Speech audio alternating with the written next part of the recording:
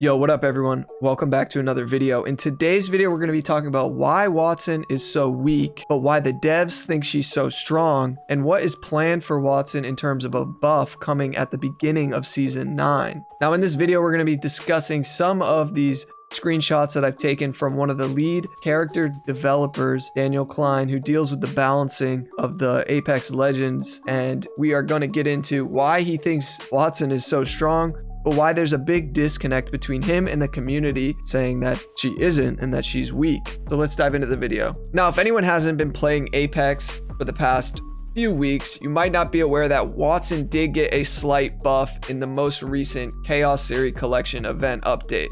Now the buff was Wattson now has a passive shield regen of 0.5 HP per second, which is half of Octane's current health regen rate. In other words, they sped up Wattson's shield healing when she's around her ultimate. Now, I think some people read this and thought, oh my god, Wattson's getting buffed, she's going to be back in the meta, this is great. But when I read this, I knew ultimately this was such a minimal change that it would not affect Wattson in the slightest. Now, the reason I'm bringing that up is to give you more context from this screenshot I have from Reddit, from somebody on Reddit to Daniel Klein. And the person asked, did the 0.5 shield regen make any difference for Wattson? And do you have any more plans for her? And Daniel Klein says it brought up her win rate even more, which was already very high. She's currently one of the strongest legends in the game, and yet no one plays her. So here's my pro tip. You want to get some free wins? Learn Wattson.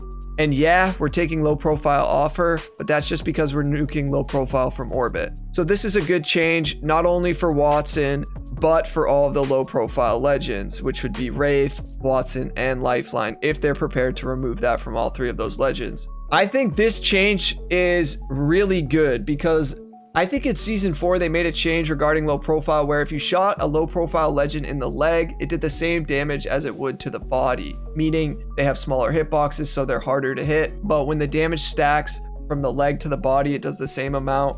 Well, low profile legends tend to get deleted pretty quickly.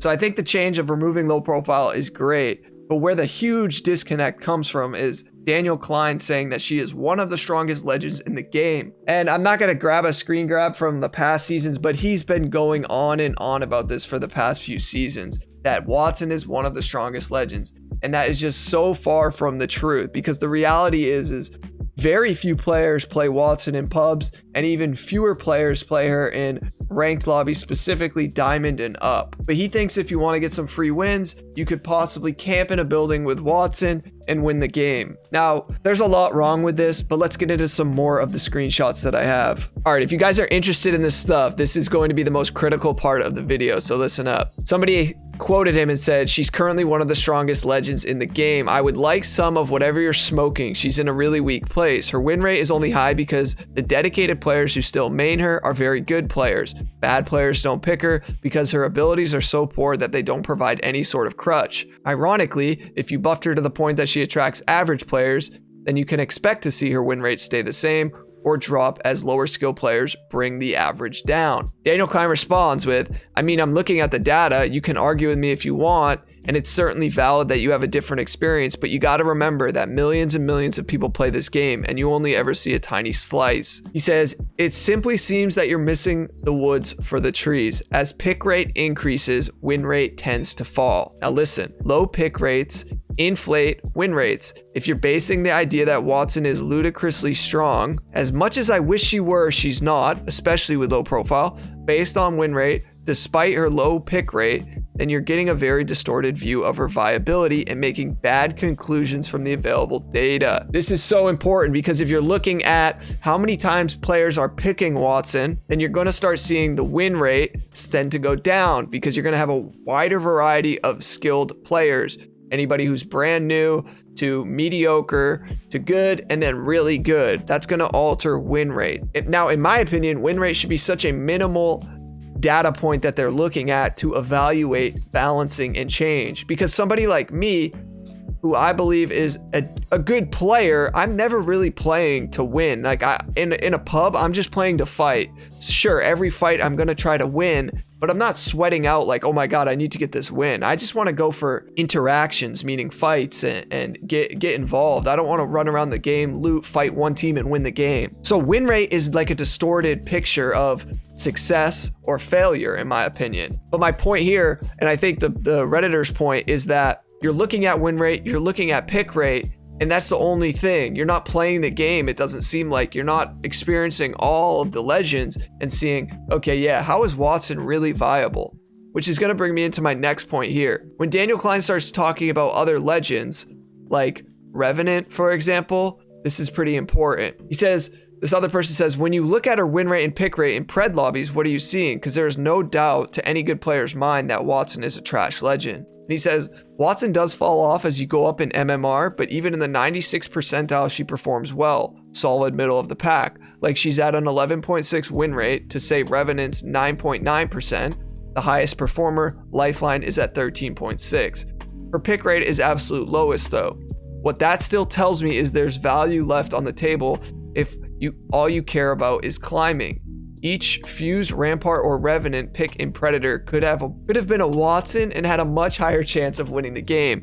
Like, Daniel, you are so out of touch with those lobbies. If you think being a Rampart or a Wattson hitting that jump pad with an Octane is going to make you win the fight more times than it would if you're playing Revenant because you get a free push, you're absolutely wrong. Like, the whole reason that Revenant's win rate would be lower than Wattson is because more people are playing Revenant, and then you're looking at a few players, or let's say hundreds as opposed to thousands. Like, you're looking at hundreds of players playing Wattson and going, yeah, she's doing pretty well. She's winning at an 11.6 win rate. But then you're taking a look at thousands, potentially hundreds of thousands of Revenants and going, well, Revenant's winning at 9.9, so that means Wattson's stronger. No, man. You've got it all wrong. Like, at the end of the day, guys, my point here is this. They're out of touch, and data is important. But when you're looking in this specific vacuum of analytics, you need to play the game. You need to experience the game or watch the game at the levels that a lot of these players are talking about. Like, you cannot try to convince any player who's been to Diamond, Master, or Predator that they have a better chance of winning the game with Wattson than Revenant right now. There's just no way you're convincing me of that, or anybody I've played with. Like, that's so, that's the most insane statement. That's just like, I have to agree with the Redditors here, and this isn't a bashing session. We're just looking at what this conversation has said. And to be honest, it's baffling.